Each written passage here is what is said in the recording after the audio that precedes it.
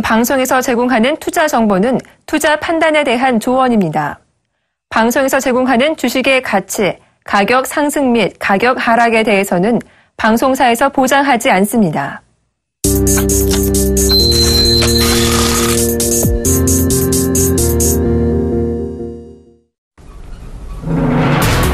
네, 출발 증시 와이드 2부 시작하겠습니다. 최애리나입니다. 시장을 둘러싼 증시 환경은 어제 이 시간과 동일합니다. 그리스 악재가 여전한 가운데 중국 증시가 어제 또 한 번 급락했기 때문이죠. 중국 당국이 금리를 인하하고 지준율을 같이 내려줬음에도 불구하고 이 같은 조치가 무색할 정도로 중국 증시는 어제 장중에 7% 또 한 번 폭락할 뻔했다가 마이너스 3%로 그치면서 4천선을 겨우겨우 방어하고 있습니다.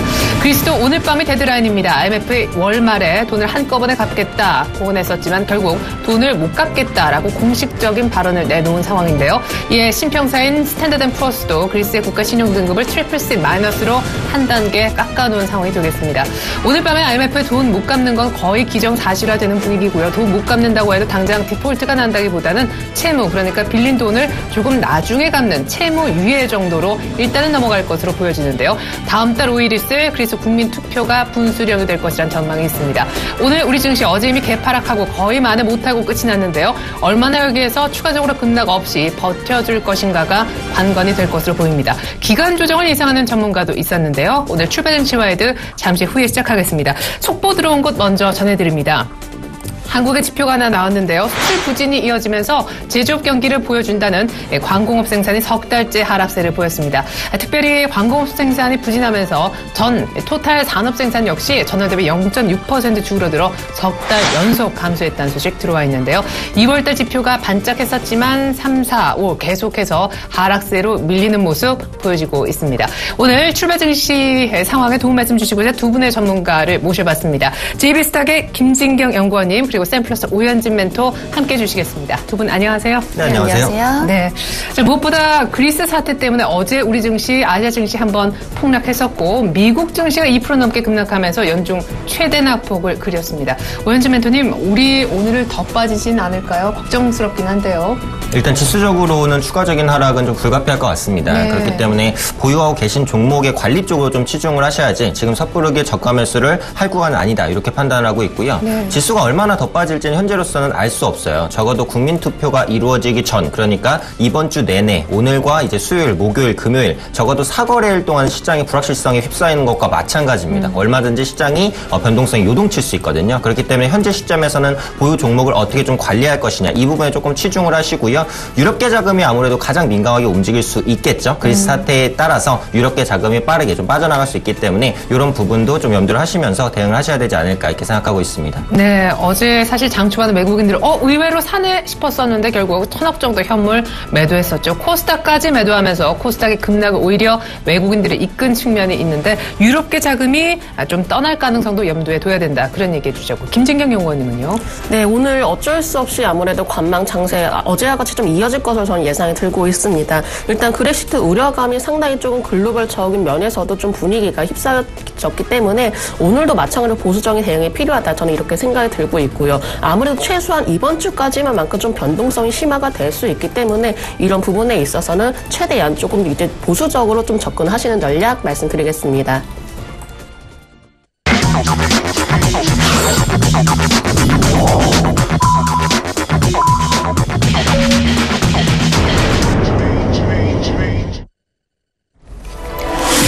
네, 6월 30일 화요일 우리 장 이제 막 개장했습니다. 6월의 마지막 거래일이 시작되고 있고요. 우와, 시간 진짜 빠르죠. 2015년도 상반기의 마지막 장이 이제 막 개장하려 하고 있습니다. 근데 분위기는 별로 좋지 않을 것으로 예상되고 있어요.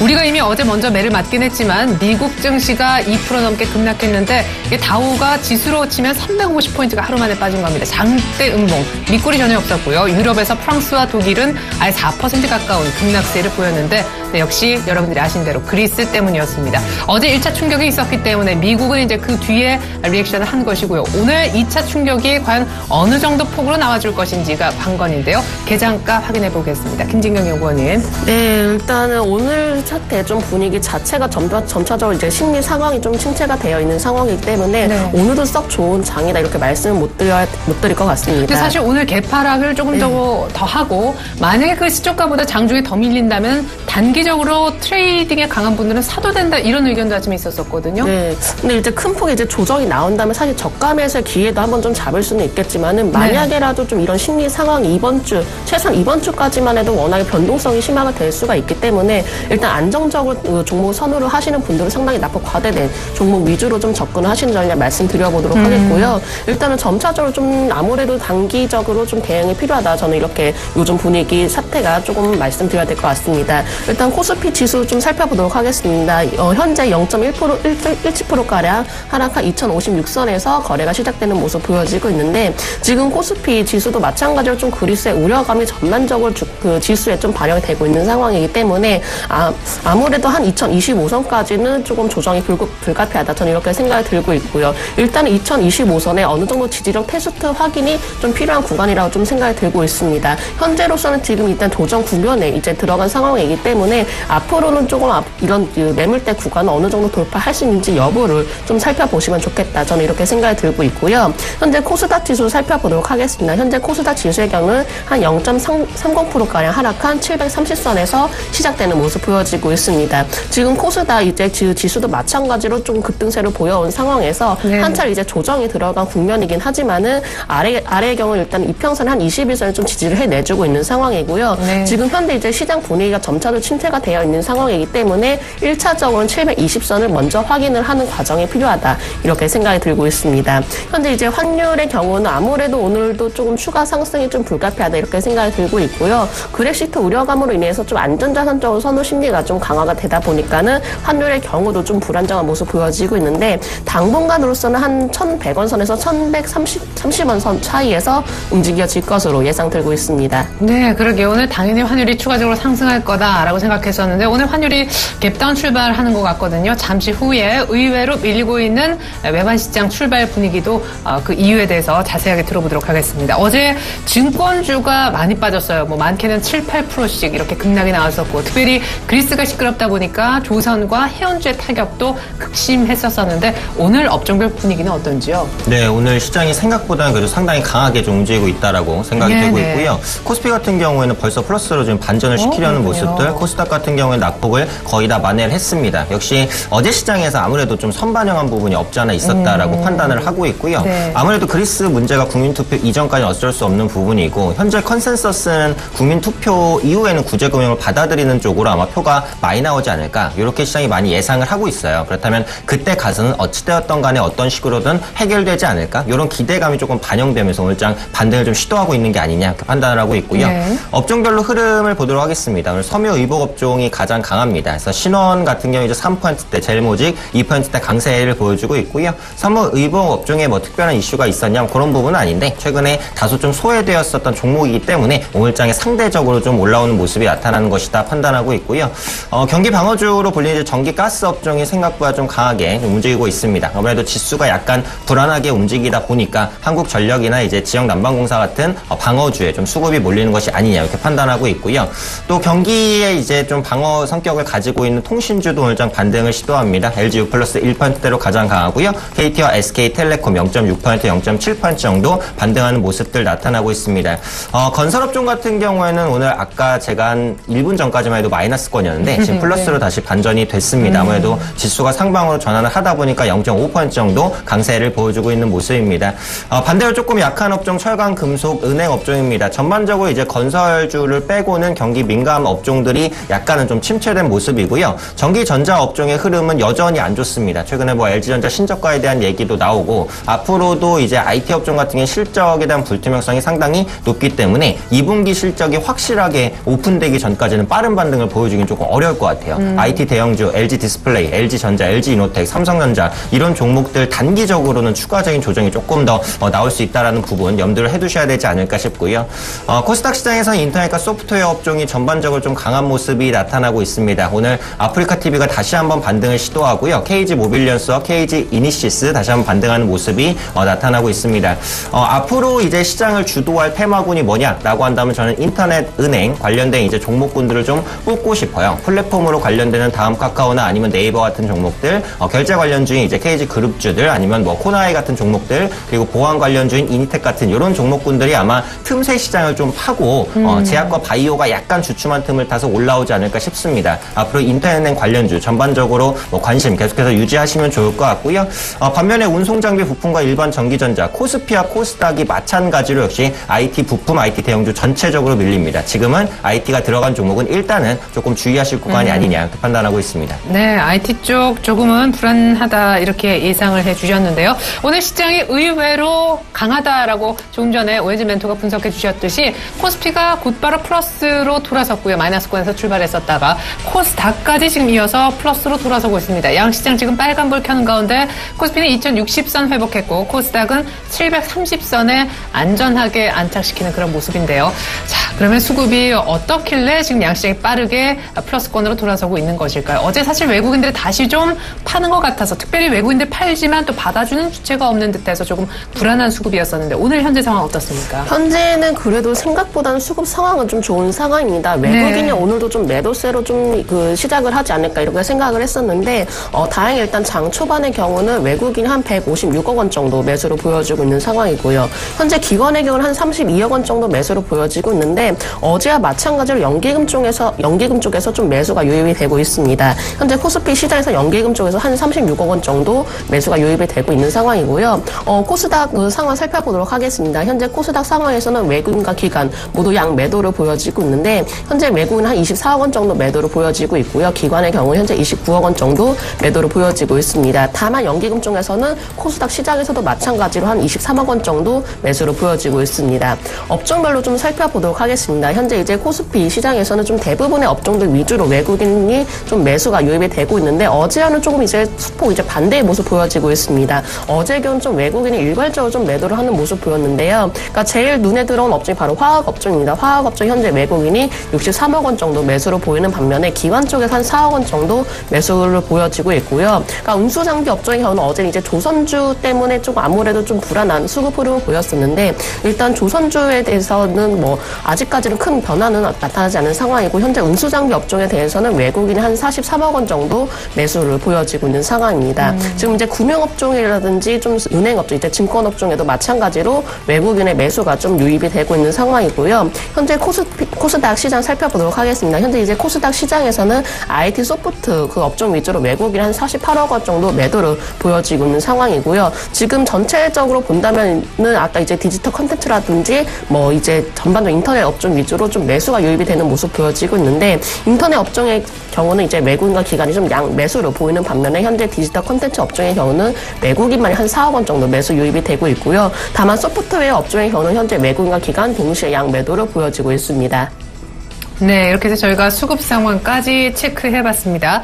외국인이 현 선물 사주고 있는 흐름, 그리고 코스피에서는 기관까지 동반해서 사는 흐름, 코스닥도 빠르게 플러스로 돌아섰지만 일단 개인만 나홀로 사는 그런 흐름입니다. 양시장 마이너스권으로 출발한 이후 빠르게 플러스권으로 올라왔다 다시 한번 전해드리고요. 원달러 환율의 개장 분위기도 들어보겠습니다. 오늘도 역시 KB 외환 선물로 가서 들어보겠습니다. 정경팔 팀장님 안녕하세요. 네, 안녕하세요. 네, 그리스 우려에도 불구하고 오늘 원달러 환율이 추가 급등하지 않고 있습니다. 그 이유는 어디에 있습니까? 네, 오르소노면 시장은 어제 종가 대비 5원 30전이 하락한 1120원에 개장했고요. 개장 이후에는 1119원 40전과 1121원 사이에서 움직이고 있습니다. 지금 현재는 개장가보다 소폭 상승한 1120원 30전에 거래되고 있습니다. 오늘 환율이 하락 출발한 것은 그리스 디폴트 우려에도 불구하고 유로달러가 급반등하면서 이로 인해 글로벌 달러가 약세를 보인 영향을 반영하고 있습니다. 그리스 디폴트 우려는 아시아장에서 먼저 반영되기 시작했고요. 이어진 유럽과 미국 시장에서 역시 증시의 조정과 채권 시장의 강세가 나타나는 등 위험 회피 심리가 크게 부각되는 모습을 보였습니다. 그러나 달러화는 어제 유럽장 초반부터 뉴욕장 중반까지 대부분의 통화 대비 약세를 보였는데요. 이는 유로달러의 급등이 가장 큰 영향을 주는 것으로 보여집니다. 유로달러가 반등한 것은 크게 두 가지 이유로 분석이 되는데요. 하나는 아시아장에서 유로화가 크게 약세를 보임에 따라서 유로 스위스 프랑 환율이 급락했고요. 스위스 프랑의 절상을 억제하기 위한 스위스 중앙은행의 유로화 매수 개입이 단행된 결과로 추정됩니다. 이 과정에서 기존의 유로 캐리 트레이드 포지션이 청산된 점도 유로 달러가 급하게 숏 포지션을 청산하게 된 계기가 된 것으로 보여집니다. 호주 달러나 파운드화 등 다른 해외 통화들이 유로화와 동반 강세를 보이는 과정에서 원화 역시 동반 강세를 보였고요. 달러원 1개월물은 현물 환율로 환산해서 1120원 15전 수준에서 뉴욕 여객시장 거래를 마감하면서 서울시장으로 거래가 이어지고 있습니다. 시장에서는 유로화의 반등세를 일시적인 현상으로 보고 있고요. 위험 회피가 지속되고 있다는 점과 또 비상시에 유럽중앙은행이 추가 부양책을 발표할 것이라는 전망으로 다시 달러화 대비 약세를 보일 것으로 예상되고 있습니다. 어제 가격 흐름에서 유로달러는 주요 저항선인 1.1244달러의 저항을 받으면서 오늘 아시아장 개장 이후 하락세를 보이고 있고요. 이 때문에 달러원은 강한 하방 경직성을 보이면서 상승세를 재개할 것으로 보입니다. 달러원은 미 연준의 금리 인상 기대감이라는 달러 강세 요인과 그리스 디폴트 우려에 따른 위험 통화 약세 요인을 동시에 가지고 있다고 볼 때 다시 상승세를 재개하면서 1124원 저항선을 돌파하는 것을 계속 시도할 것으로 예상됩니다. 오늘 달러원은 1120원대 초중반대 흐름을 이어갈 것으로 보고 있습니다. 의외로 스위스 당국의 외환 개입 때문에 달러 유로가 강해서 오늘 원달러가 내리고 있긴 한데 1120원대 정도에서는 지지를 받고 아마 추가적인 상승을 다시 한번 모색할 것 같다, 이런 얘기 들어봤습니다. 정경팔 팀장님의 분석으로 외환시장 동향 들어봤습니다. 감사합니다. 네, 감사합니다.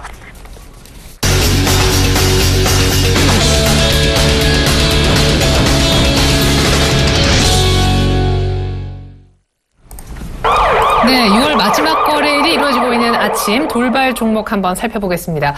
오늘 신규 상장주 두 종목 먼저 흐름을 한번 짚어보고자 하는데요. 유테크라는 종목, 그리고 동훈 아나텍이라는 종목이 있습니다. 유테크라는 종목은 디스플레이 부품업체인데 백라이트 유닛 만드는 그런 기업이 되겠습니다. 지금 첫날 약세를 웃돌고 있고요. 그리고 동훈 아나텍이라는 종목도 반도체 팹리스 설계하는 그런 업체가 되겠는데 역시 상장 첫날 급락합니다. 여기 추가를 한다면은 신입생 미넨지라는 회사도 있거든요. 휴대폰 도용 방지 서비스를 하는 그런 기업이 되겠는데 미넨지까지 3개의 신규 상장주 흐름 한번 들여다보겠습니다. 네, 최근에 있어서 이제 공모주의 시장에 관심이 굉장히 높기 때문에 1개 이상 2개. 최근에 근데 30%로 상장 첫날 화려한 대비를 치르는 종목도 있는 반면 오늘은 좀 그런 흐름들이 아닌 것도 같네요. 네, 맞습니다. 그래서 제가 볼 때는 이제 공모주 투자를 많이 하신 분들은 아마 지금 상장된 종목, 이런 종목들 아마 안 들어가셨을 거예요. 이게 공모주의 투자 포인트는 전에 제가 말씀드렸는데 딱 2개만 보시면 됩니다. 첫 번째는 어떤 종류의 이제 영업을 영위하는 회사인지, 그러니까 그 회사의 지금 업황이 어떻게 지금 시장에서 평가를 받고 있는지, 그게 첫 번째고요. 두 번째로는 경쟁률입니다. 경쟁률이 200대 1, 300대 1을 넘어가는 종목들은 웬만해서는 절대 실패하지 않아요. 그렇기 때문에 이 두 가지 포인트를 보시면 된다라는 건데, 지금 오늘 상장되어 있는 유테크라든지 동훈 아나텍 같은 종목들은 이 두 가지에서 모두 밀려나 있는 종목이라는 겁니다. 하나씩 이제 살펴보면 유테크는 공모가가 9,000원이었죠. 일단 경쟁률이 21대 1 정도 됐습니다. 생각보다 경쟁률이 별로 세지 않았다라는 부분이고요. 도광판과 몰드플레임 업체입니다. 디스플레이 초정밀 부품을 공급하는 업체고요. LCD에 이제 빛을 공급해주는 BLU, 백라이트 유닛에 빛을 투과를 좀 고르게 해주는 그런 부품들 생산 업체다라고 보시면 될 것 같은데, 앞서 시황에도 언급드렸듯이 딱 IT 업체입니다. 지금 IT 업체의 분위기가 상당히 좋지 않기 때문에 상장 시기가 생각보다는 별로 좋지 않았다. 거기다 경쟁률도 별로 강하지 않았죠. 그렇기 때문에 이런 종목들은 상장 후에도 급등하는 모습을 보여주기는 조금 어렵습니다. 그래서 그런 관점에서 유테크 지금 시장 한 7% 정도 밀리고 있는데, 그래도 공모가는 상회를 하고 있어요. 9,000원에 11,500원이고 경쟁률이 낮게 되면 그래도 장점은 있습니다. 그만큼 또 물량을 많이 확보할 수 있다라는 그런 부분들이 있거든요. 그래서 지금 이제 유테크를 받으신 분들은 아마 물량을 생각보다 많이 받으셨을 것 같아요. 네네. 현재 관점에서는 약 절반 정도 차익 실현을 하시고 그다음에 절반 정도의 흐름은 조금 더 지켜보시는 게 맞지 않을까, 이렇게 판단을 하고 있고요. 네. 두 번째로 동훈 아나텍도 똑같습니다. 그래서 경쟁률부터 살펴보면은 이제 48대 1, 요즘에 뭐 몇백 대 1과는 비교가 안 될 만큼 낮은 경쟁률이었고요. 네. 아날로그 반도체 팹리스 업체입니다. 팹리스라는 것은 설계와 이제 개발을 하는 업체인데 앞서 말씀드렸듯이 역시 IT 업체입니다. 요즘에 분위기가 별로 좋지 않기 때문에 상장 후 급등을 기대하기 어려웠고요. 지금 동문하나텍 같은 경우는 공모가가 12,500원인데 주가가 11,650원입니다. 지금 공모가를 하회하고 있는 모습이 나타나고 있어요. 보통 이제 그 회사에서 공모가를 정할 때는 자기들이 생각하는 적정 가치보다 한 20% 정도는 할인해서 이제 공모하는 게 일반적이긴 합니다. 그래서 지금 동문아나텍을 받으신 분들은 당장은 좀 매도를 손절매성 매도를 하시기에는 조금 아쉬운 부분이 없지 않아 있고요. 이 반등을 좀 이용해서 나오시거나 아니면 좀 중장기적인 투자 쪽으로 가시는 게 맞지 않을까 이렇게 판단하고 있습니다. 네, 이렇게 해서 신규 상장주 두 종목에 대해서 저희가 얘기 한번 들어봤습니다. 오늘 보령제약이요, 1,400억대 해외 판권 계약 체결했다는 소식에 급등합니다. 이미 14%까지 올랐었다가 현재 상승폭을 빠르게 반납하면서 윗꼬리를 좀 길게 만들고 있긴 한데요. 보령제약 얘기 한번 들어보고요. 무림 SP가 이 화장품 포장지 사업 확대 분석 속에 성장성 그리고 지금까지 너무 저평가됐다 분석이 동시에 나오면서 역시 급등합니다. 확실히 박스권을 뚫고 레벨업하는 그런 모습인데요. 보령제약, 무림 SP 분석을 김진경 연구원님께서 해주시죠. 네, 보령제약이 일단은 주요 전문 의약품 제품이라고 하면 바로 이제 카나브라는 바로 제품이 있습니다. 근데 이 카나브라는 제품이 동남아 쪽 이제 13개국에 이제 그 시장에 수출을 한다는 이런 그 소식과 그리고 함께 이제 계약의 독점 계약을 유지했다는 소식으로 인해서 주가가 상당히 큰 폭으로 강세를 보여지고 있는 모습이고요. 그러니까 대표 이제 전문 의약품이 일단은 해외로 어떤 좀 판매 계약을 진행을 했기 때문에 아무래도 이런 부분이 좀 매출적인 면에서 좀 서서히 이제 반영이 되면서 점차적으로 실적의 개선에 대한 좀 전망이 기대가 되지 않나 저는 이렇게 생각이 들고 있습니다. 또한 일단은 그 계약 금액 이제 그 판매 계약을 보니까는 최근에 매출액 대비 거의 40%가량을 좀 차지를 한다고 합니다. 그렇다 한다면 충분히 하반기라든지 내년까지도 좀 충분히 이제 매출적인 부분에서 성장성을 좀 기대를 한번 해볼 수가 있을 것 같고요. 그러니까 보령제약이라고 하면은 또 일단 일반 의약품에 대해서도 상당히 좀 유명 제품이 있는데 좀 겔포스라는 바로 제품이 있습니다. 겔포스라는 이제 제품 거의 효자 이제 제품 쪽으로도 좀 치우치면서 아무래도 이런 부분에서 안정적인 좀 매출 부분을 좀 시연을 해 나가는 과정이기 때문에 사실 보령제약에 대한 부분에 대해서는 뭐 실적에 대해서는 큰 문제가 없다. 저는 이렇게 생각이 들고 있습니다. 또한 일단 뭐 보면 이제 적극적으로 이제 카나브를 시작으로 해서 적극적으로 해외 시장을 좀 공략을 해 나가고 있는 상황이기 때문에 이런 부분만 본다면 충분히 성장 가능성이 높다. 저는 이렇게 생각이 들고 있고요. 다만 보령제약의 경우는 그리고 여타 이제 제약 그 업종들도 마찬가지입니다. 워낙에 지금까지 이제 주가가 좀 급하게 좀 급등세를 보여왔기 때문에 일단은 만약 신규 진입을 하겠다 하신다면 상당히 좀 부담스러운 자리가 될 수도 있습니다. 또한 현재 보령제약이 장 초반에 급등을 했다가 다시 한번 윗꼬리를 남기면서 밀리는 상황이기 때문에 일단 오늘의 경우는 단기적인 이슈로 인해서 한 차례 이제 급등세를 보이는 경우다. 저는 이렇게 생각이 들고 있고요. 현재 일단 보령제약의 경우는 만약 보유를 하고 계신 분들이라면은 그래도 한 전고점 부근이 한 8만 원 선까지 단기적으로 8만 원 선까지 목표가를 잡아드릴 수는 있겠지만은 현재 신규 진입을 하시려는 분들은 상당히 지금은 부담스러운 자리이기 때문에 만약에라도 한 11선 부근인 한 6만 6천 원 정도까지 조정이 나와준다면은 그때 신규 진입을 하는 것을 저는 권해드리도록 하겠습니다. 다만 보령제약의 경우는 일단은 뭐 여러 가지 뭐 해외 시장 진출이라든지 일반 제품적인 면, 일반 의약품 제품적인 면에서 어느 정도 점유율을 크게 차지를 하고 있기 때문에 이런 부분만 본다면은 조금 이제 중장기적으로 관점으로 바라봐도 된다. 이렇게 정리해드리도록 하겠습니다. 네, 다시 한번 본다면 보령제약 오늘 좀 윗골이 만들고 있지만 한 8만 원대 정도 추가적인 상승 가능성. 하지만 신규 매수는 6만 원 정도까지 추가 조정이 나와야 가능할 것 같다. 보령제약 얘기 한번 들어봤고요. 무림 SP가 오늘 많이 오르네요. 네, 무림 SP 한 12%대까지 현재 이제 급등세로 보여지고 있는데요. 네. 최근 들어서 일단은 그 포장지 산업이 좀 점차적으로 부각이 되는 모습 보여지고 있습니다. 그러니까 얼마 전까지만 해도 종이 목재 업종 위주로 좀 급등세로 보여지기도 했는데, 그러니까 일단 무림 SP라고 하면 주로 이제 포장지를 좀 만드는 회사였지만 그 화장품 케이스 조금 약간 이제 조금 빛이 나는 이제 광채가 나는 그런 화장품 케이스를 만드는 회사인데요. 그런 화장품 케이스들이 그래도 국내 그 유명 브랜드 쪽으로 납품을 해 나가고 있고요. 이에 따른 시장 점유율 거의 한 60% 이상 가까이 된다고 합니다. 근데 일단 브랜드 그 화장품들이 우리나라 이제 화장품 본다면 상당히 좀 포장지가 너무 예쁩니다. 예, 그렇기 때문에 이런 모습만 본다면 저는 충분히 추가적으로 어느 정도 시장 점유율을 높여갈 수 있을 거라고 저는 생각이 들고 있고요. 또 이제 화장품 산업이 점차적으로 추가적으로 계속 꾸준하게 성장성을 시현을 하고 있기 때문에 함께 이런 부분에 대해서도 분명히 수혜를 입지 않을까 저는 이렇게 생각이 들고 있습니다. 네. 그러니까 무림 SP가 근데 이제 현재 이제 주가 이제 차트를 본다면은 어느 정도 한 4,500원대가 좀 매물대가 강하게 많이 쌓여 있는 상황이었는데 일단 4,500원 선 어느 정도 단기 박스권을 좀 돌파를 해 나왔기 때문에 추가적으로 급등세를 보이는 것이 아닌가 저는 이렇게 생각이 들고 있고요. 다만 일단 한 6,000원 선에서는 다시 한번 단기 조정이 좀 나올 가능성이 높다고 생각이 들고 있습니다. 오늘 일단 갭 상승을 해 놨기 때문에 이런 갭을 다시 메우기 위해서 소폭이 이제 조정이 나올 가능성이 있기 때문에 신규 진입으로서는 한 6,000원대까지 다시 6,000원 초반대까지 다시 한번 조정이 나온다면 이 구간에서 신규 매수를 하시는 전략 말씀드려보도록 하겠고요. 일단은 어느 정도 좀 갭 상승을 했기 때문에 만약에라도 조금 현재로서 보유를 하고 계신 분들이라면 지금은 소폭 이제 비중을 좀 줄여도 되실 구간이다 저는 생각이 들고 있습니다. 다만 뭐 어떤 이제 화장품 케이스 제조업체가 앞으로도 꾸준한 성장을 좀 시현할 가능성이 있기 때문에 만약에 보유를 하고 계신 분들이라면 반절의 경우는 지금 이제 단기적으로 수혜 실현을 하고 하시길 바라겠고요. 남은 반절 물량의 경우는 조금 일단 길게 바라본다면은 한 이제 주봉상으로 바라본다면은 일단 주봉이나 월봉이라든지 꾸준하게 추가 상승 가능성이 있기 때문에 남은 반절 물량을 조금 길게 7,000원으로 목표가 잡아드리도록 하겠습니다. 네, 무림 SP 지금 갭이 떠 있는 그런 상황이기 때문에 갭을 메우고 다시 갈 가능성 있습니다. 갖고 계신 분들은 수익 난 거 축하드리겠고요. 약간 정리하면서 가벼운 물량으로 나머지 대처해 보시면 어떨까 하는 그런 의견 나왔습니다. 오늘 하이닉스가요, 마이크론의 실적 부진에 따라서 같이 좀 앞서 조정을 충분히 보인 탓인지 어제 기관이 굉장히 많이 사면서 밑에서 끌어올리는, 사실 마이너스권 4만 원에서 지지를 받고 올라와서 종가상 플러스를 내는 그런 모습 보여줘서 오늘 반등의 연속성이 있나 궁금해하시는 분들 적지 않으실 걸로 압니다. 근데 오늘 다시 한번 밀리고 있습니다. 그리고 다음 카카오가 어제 기관의 폭풍 매수 속에 드디어 12만 원대를 넘겼거든요. 기관이 어제 많이 샀던 두 종목 차례로 한번 얘기 들어보죠. 네, SK하이닉스 사실 뭐 이러니 저러니 해도 너무 많이 빠졌죠. 가격적인 매력이 분명히 생긴 구간이다. 이렇게 이제 판단을 하고 있고요.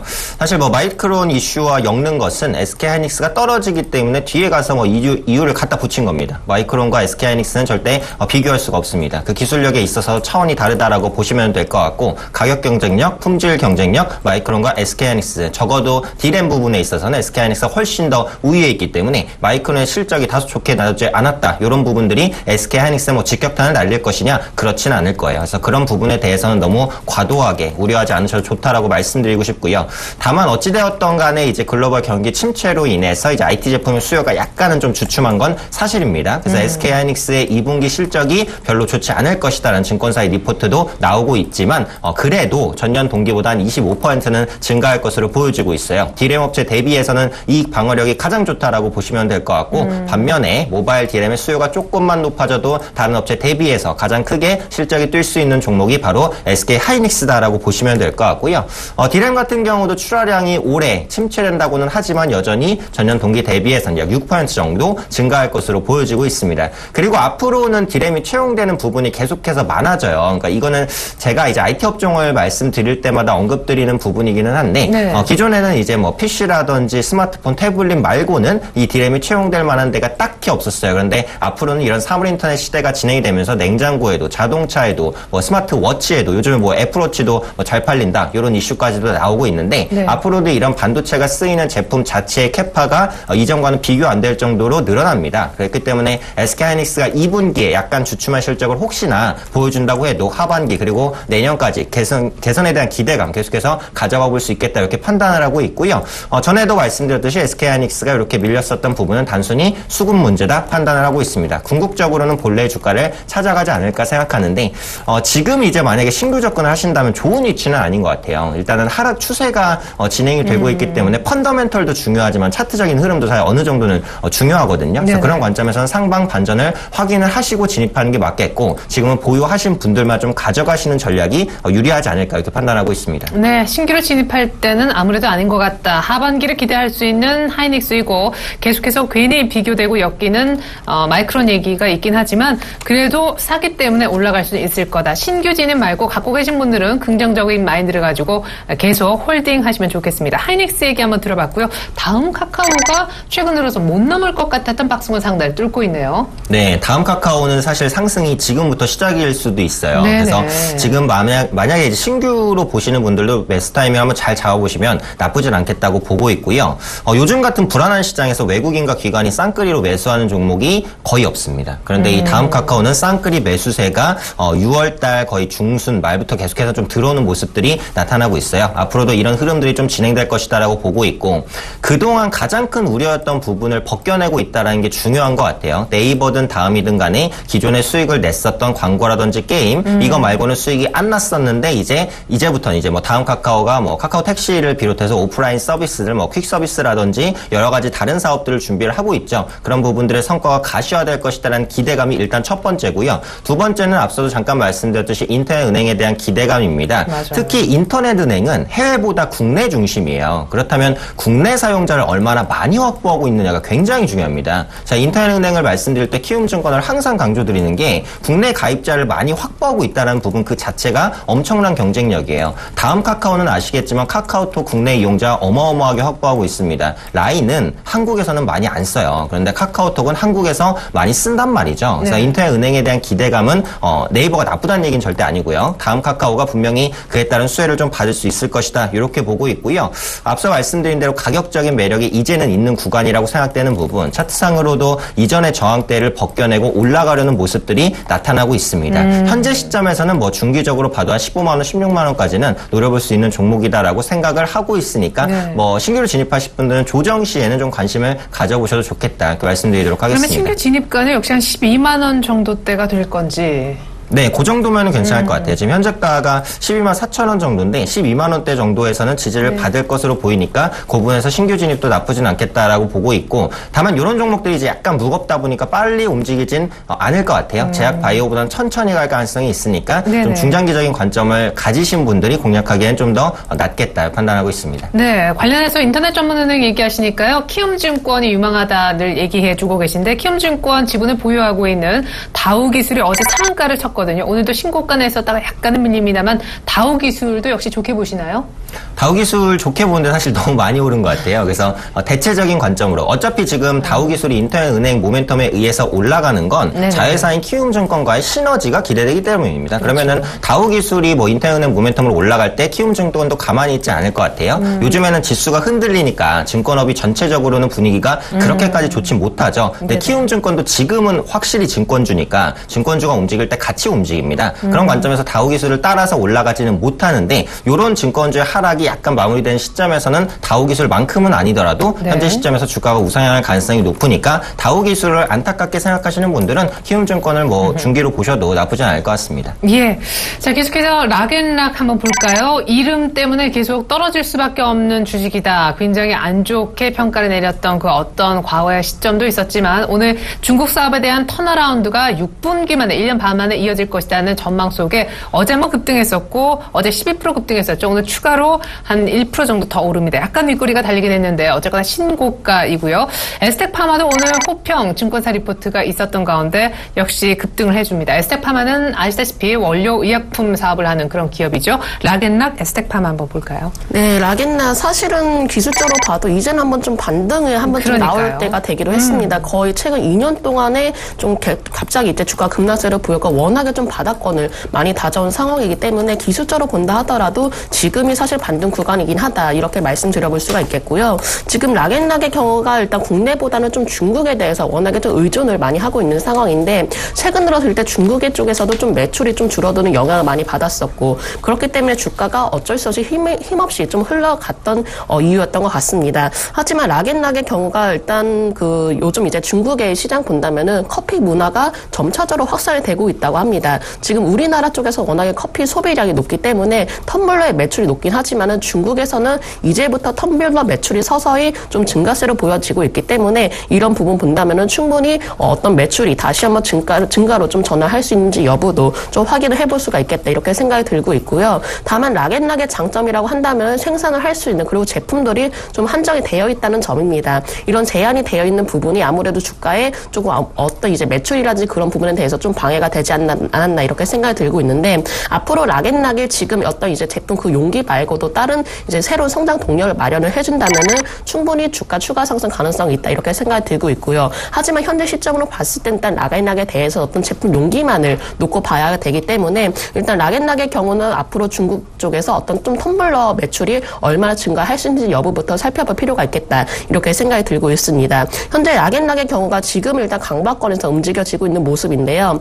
지금 본다면은 어느 정도 단기 박스권 그 매물대 구간이라고 할 수 있는 13,000원대를 좀 돌파를 해놓은 상황이기 때문에 제가 봤을 때는 2차 매물대가 있는 한 17,000원까지는 좀 충분히 도달이 가능하지 않을까 이렇게 생각이 들고 있습니다. 다만 일단 뭐 17,000원을 좀 돌파할 수 있는지 여부는 17,000원 부근에 가서 좀 살펴봐야 될 필요가 있지 않나 이렇게 생각이 들고 있고요. 아직까지는 락앤락이 좀 눈에 띄게 좀 매출 증가를 확실하게 보여주지 않고 있기 때문에 현재 보유를 하고 계신 분들이라면은 1차적인 목표가 17,000원 정도 좀 제시를 해드려보도록 하겠습니다. 예, 락앤락 긍정적으로 살펴보셨습니다. 상당히 지금 매수세가 들어올 만한 자리에서 또 좋은 기대감까지 있는데 락앤락 목표가 17,000원 얘기해 주셨고요. 에스텍파마는요?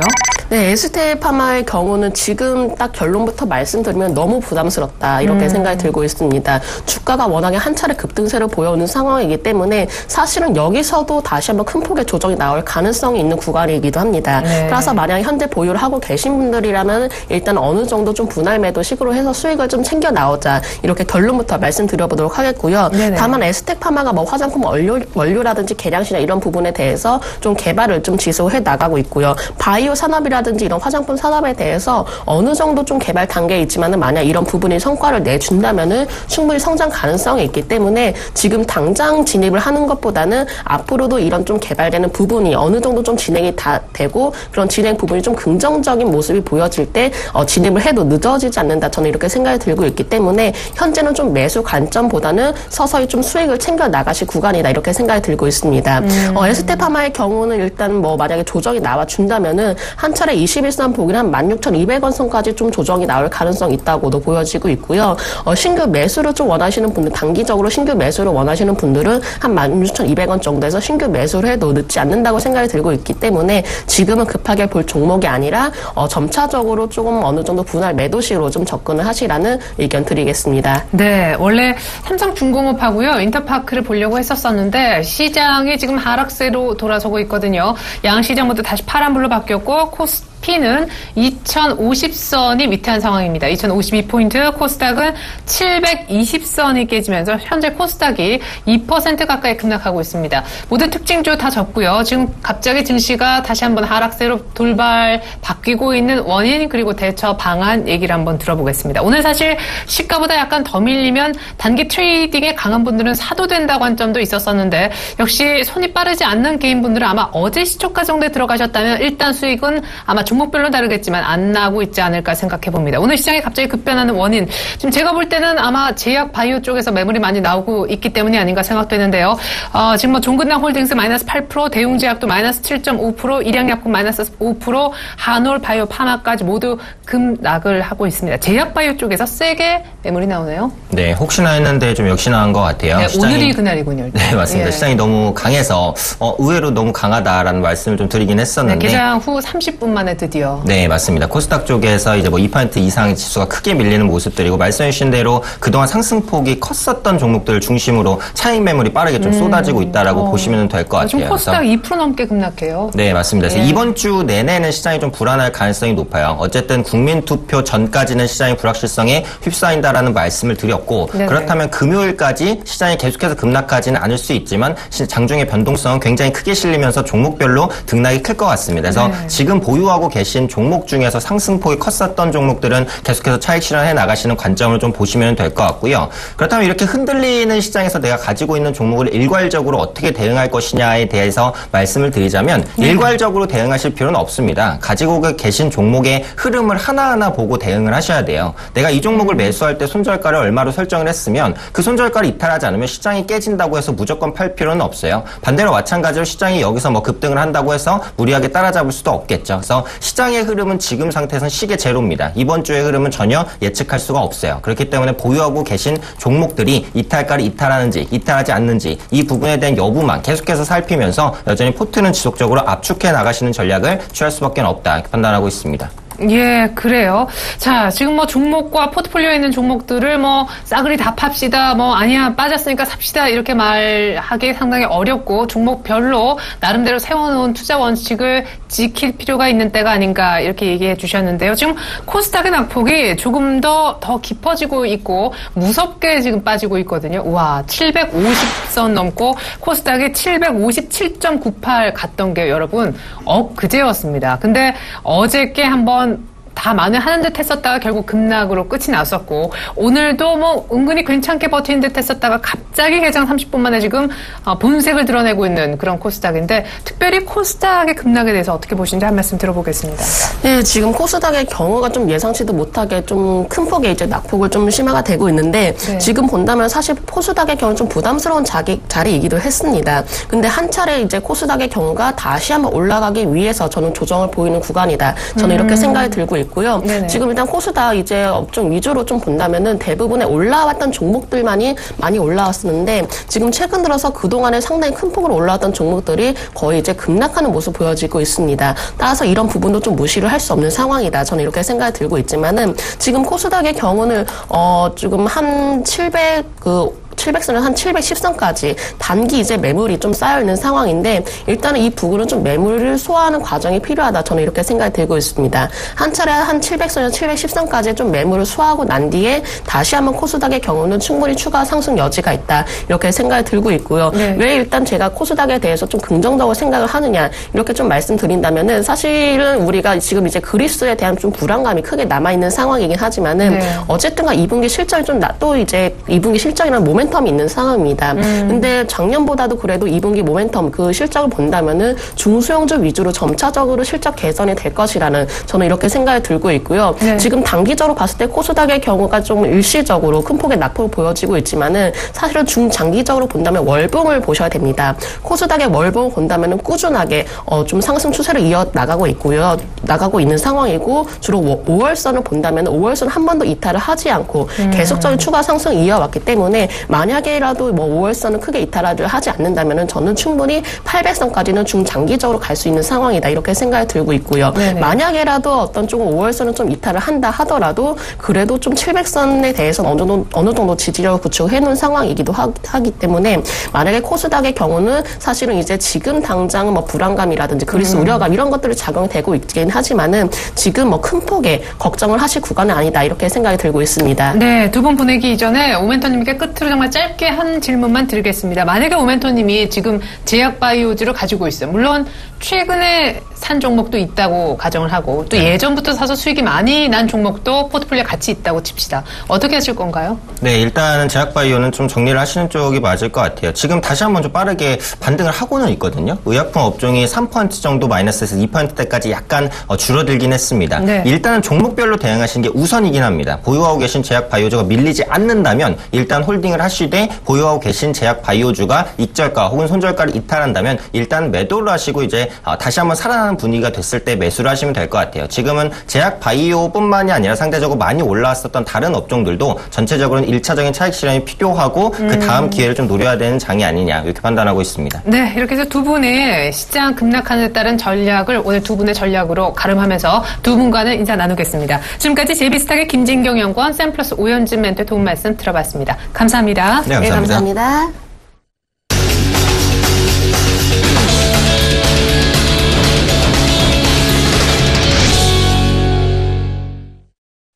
외국인은 사는데 시장은 빠집니다. 코스닥은 오늘 개인만 사고 있었는데 2% 넘게 급락하고 있습니다. 증권사의 목소리 정리해봤습니다.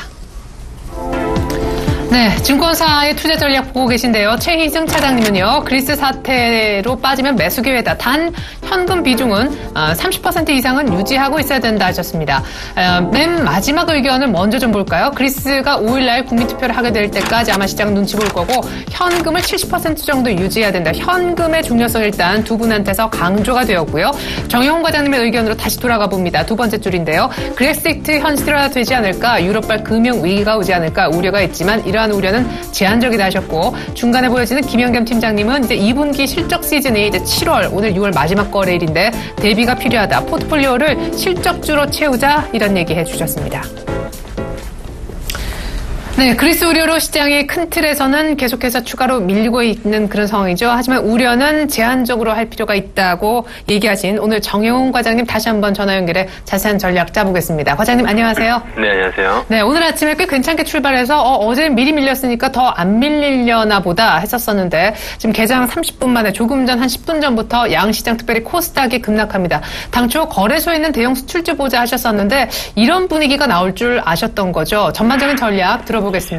네, 실질적으로 어제도 제가 말씀을 드렸지만 사실상 그리스 영향이 국내 증시에 미친 영향은 제한적으로 그렇게 바라보고 있습니다. 실질적으로 어제부터 국내 증시 거래소 대형주 중심으로 코스피 지수 같은 경우에는 크게 타격을 받지 않는 모습을 좀 보여주고 있고요. 삼성전자를 비롯해서 현대차라든지 SK 하이닉스 같은 경우에도 오히려 반등이 나오는 그러한 좀 모습을 좀 보여주고 있습니다.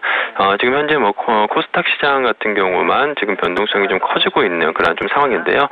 이번 그리스 공포 속에서 글로벌 증시가 좀 큰 폭으로 좀 하락세를 보이면서 이 코스닥 그동안에 국내 증시에서 코스닥 바이오 제약주로 대표되는 이러한 코스닥 중소형주들 같은 경우에는 버블에 대한 그러한 좀 논란도 계속해서 좀 나왔던 만큼 이번에 그동안에 많이 올랐기 때문에 그만큼 좀 가격 조정 폭도 좀 크다라고 좀 그렇게 좀 보시면 될 것 같습니다.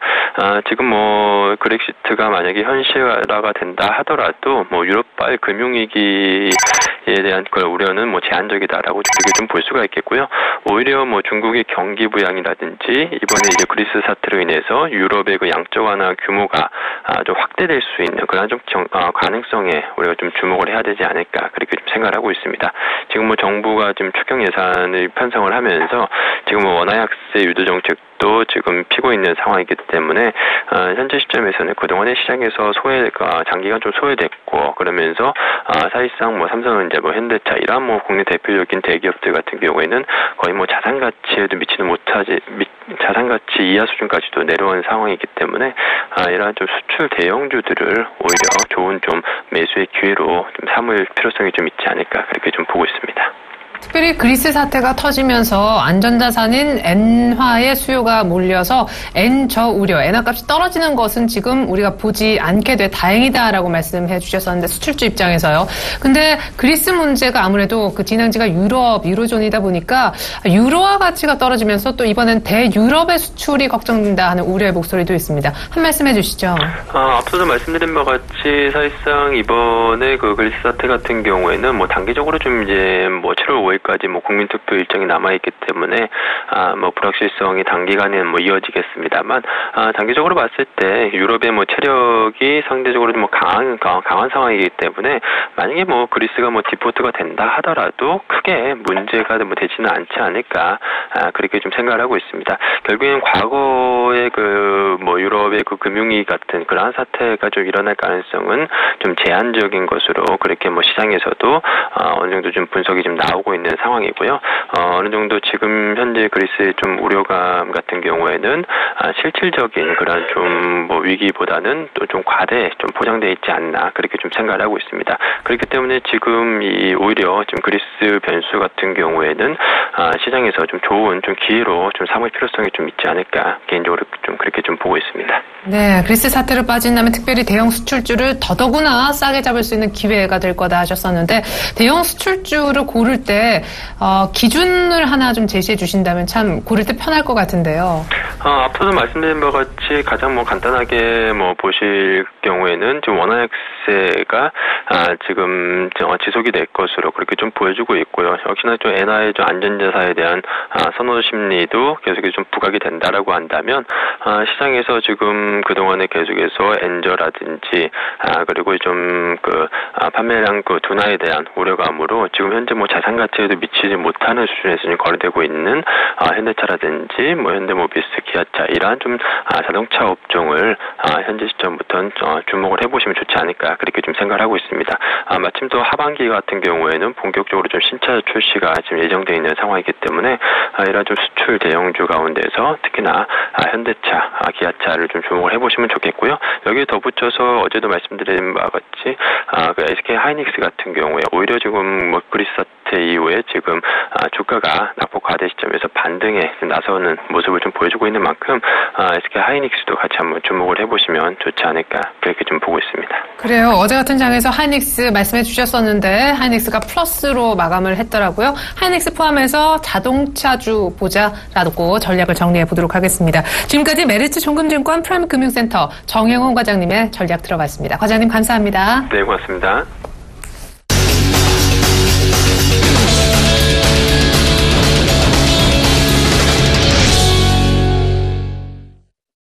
네, 시장이 특별히 오늘 코스닥의 변동성이 개장한 지 한 40분 만에 아주 롤러코스터를 타고 있습니다. 괜찮았다가 개장 후 30분 만에 한번 급락해서 714선 마이너스 2.5%까지 찍었었는데요. 현재는 낙폭을 거의 다 줄여서요. 무슨 일이 있었느냐는 듯이 천연덕스럽게 마이너스 1%만 빠지면서 725선 거의 저점 대비 10포인트는 위쪽에 올라와 있는 그런 상황이 되겠습니다. 대형주 중심으로 저희가 말씀도 여러 차례 드렸었는데 2060선을 코스피는 다시 챙기면서 플러스입니다. 참 왔다 갔다 하죠. 갈피를 못 잡는 시장. 오늘 선물 시장 분위기는 어떤지 얘기 듣고 맥점까지 확인해 보겠습니다. 샘플러스 손석빈 멘토님 안녕하세요.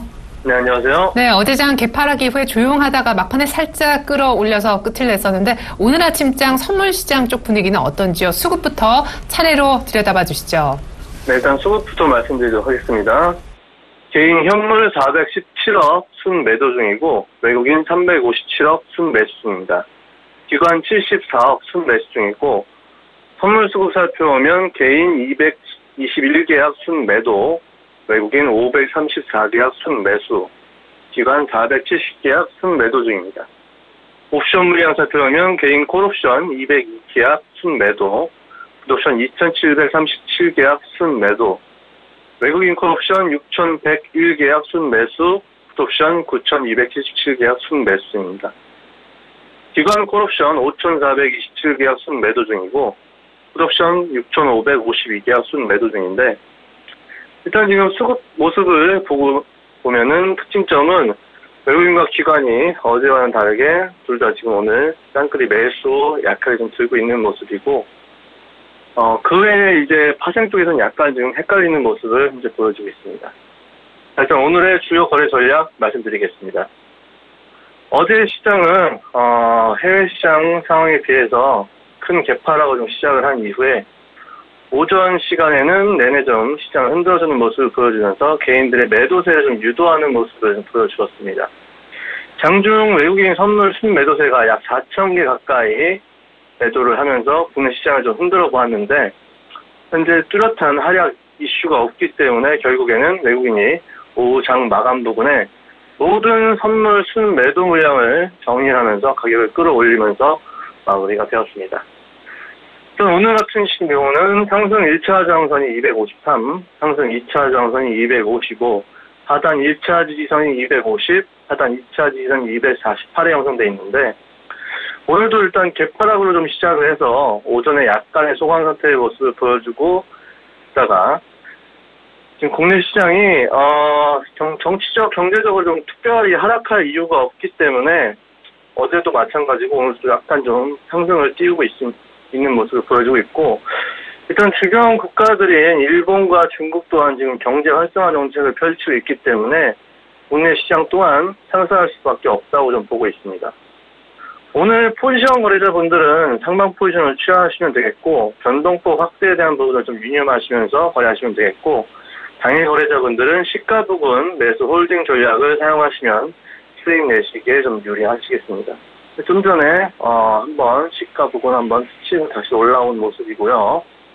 일단 그리고 이번 주 특별한 이슈거리는 하락할 만한 이슈도 없고, 주말에 토요일 날이 미국 독립기념일인데, 미국 독립기념일 맞아서 IS 본토 테러 위협이 있으니까 좀 그거 좀 신경 쓰시면서 주말에는 주식 갖고 계신 거 한번 정리를 하시는 게 나을 테고, 일요일에는 그리스 국민투표가 있어요. 그래서 이번 주말에는 좀 이슈거리가 있는데, 주중에는 특별히 하락할 이슈가 없기 때문에 계속 상방 매수 쪽 바라보시면서 거래하시면 되겠습니다. 네, 시가 부근 250.55 정도에서 매수해놓고 홀딩해도 좋겠다. 주 중에는 일단 하락 요인들이 많지 않을 것으로 본다. 전략 세워주셨습니다. 지금까지 선물시장 맥점 분석의 샘플러스 손석빈 멘토의 도움 말씀 들어봤습니다. 고맙습니다. 네, 감사합니다. 네, 시장의 변동성이 정말 오늘 하늘을 찌를 듯합니다. 특별히 코스닥이 그러했었는데요. 코스닥은 현재 낙폭을 거의 다 줄여서 어제 종가보다 5포인트만 아래쪽에 그려놓고 있습니다. 잠시 11시부터 시작될 증시 탑5 시간에는요. 오늘까지 외국인들 의외로 지금 매수세가 이어지고 있는데요.